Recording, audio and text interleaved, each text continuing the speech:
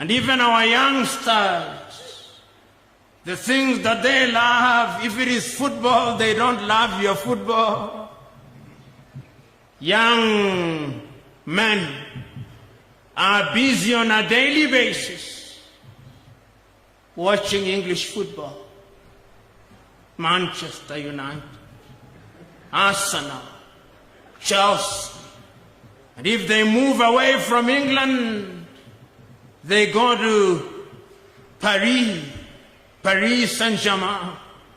If they move a little, they go to Spain, Real Madrid, Barcelona. And if they move away, they go to Italy, Roma. Oh, Africa. You'll never hear a young football enthusiast in Lesotho talking about Kaizer Chiefs, or Orlando Pirates, or Mufulira Wanderers, or St. George's in Ethiopia. Our minds are captured. And that is why those leaders that you are talking about are relevant today. Because until the day that we liberate our minds, we will remain weak. We of the old generation, and I believe it is also true here in Lesotho, when you have gone to school and you are in the middle class, you don't want your children to speak your mother tongue. You want them to speak English. When they speak Sesotho, you warn them. That is not good. We love the things that the colonialists taught us. If you go to the former French colonies, they want them to speak French. If you go to the former Portuguese colonies, you want them to speak Portuguese. And we do not stop there. When we go into the restaurants, the food that we order and love is English, French, complete by describing potato chips as French fries, even when they are grown here in Lesotho. You and me recognize how weak Africa is. Writing in 1963 in a book entitled Africa Must Unite, Kwame Nkrumah says, Africa may be in a position to free herself politically. She may even be in a position to free herself economically. But my fear is the psychosocial impact of colonization. The European has succeeded in demonstrating and in telling the African that he is inferior. And somehow the Africa still believes that he is inferior. He said that that will take a little longer to eliminate. The European has made the African hate what is African and love what is European. And today, when I look at Africa, even in the most mundane of things, it pains me that the Osagyefo was right. Because the battle is the battle of the minds. So what do I see when I look at Africa today, standing on the shoulders of those great leaders of old? When I stand on the shoulders of King Moshe Oshoi I, of the Basotho people, this is what I see. I see an Africa where people are proud of their culture, because that is what he fought for. I see a people who are proud of being the Basotho, but also proud of being Africans. I see a people who are proud and dignified. I see a people who recognize that our dignity lies in our diversity, standing on the shoulders of Moshe Eshoe the first. I can see it. When I stand on the shoulders of the Osagie for Kwame Nkrumah, accuse me all you want, call me intellectually lazy, call me a romanticist, call me naive. But when I stand on the shoulders of the Osagie for Nkrumah, this is the Africa that I see.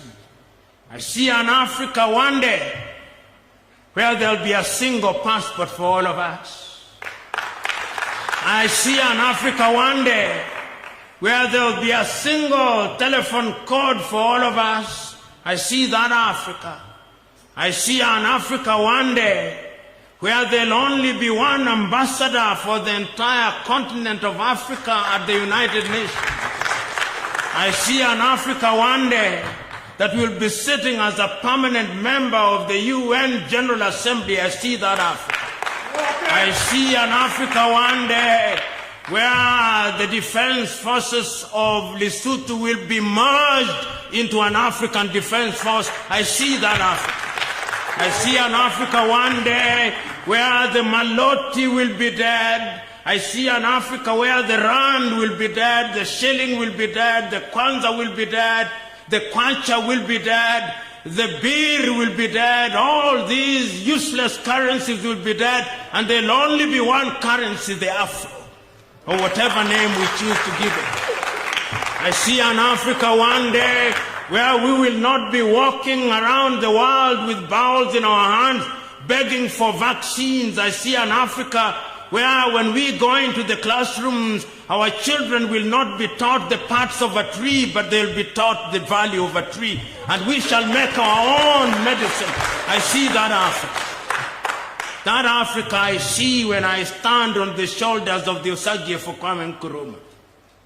I see an Africa as I stand on the shoulders of Thomas Sankara, an Africa where we will define ourselves, an Africa where we will reclaim the thing that had been taken out of us, so that like Thomas Sankara came and renamed Upper Volta into Burkina Faso, I see an Africa one day where Livingstone in Zambia will no longer be Livingstone. It shall have an African name.